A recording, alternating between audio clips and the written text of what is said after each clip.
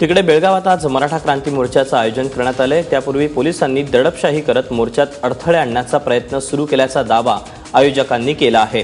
मात्र पोलिसांनी कितीही दडपशाही केली तरी हा मोर्चा यशस्वी होणारच असा दावाही आयोजकांनी केला। दरम्यान मोर्चासाठी अवघं बेळगाव सज्ज झालं असून शहरात ठिकठिकाणी भगवे झेंडे लावण्यात आले आहेत। शहराबरोबरच ग्रामीण भागातही मोठ्या प्रमाणावर जनजागृती करण्यात येत आहे। रायगडच्या खालापूरमधील इमॅजिका अम्युजमेंट पार्कमध्ये आगीच्या निखाऱ्यावर चालण्याचा वर्ल्ड रेकॉर्ड करण्यात आला। त्यासाठी आतापर्यंत सुमारे 1200 स्पर्धक आगीच्या निखाऱ्यावरून चाललेत।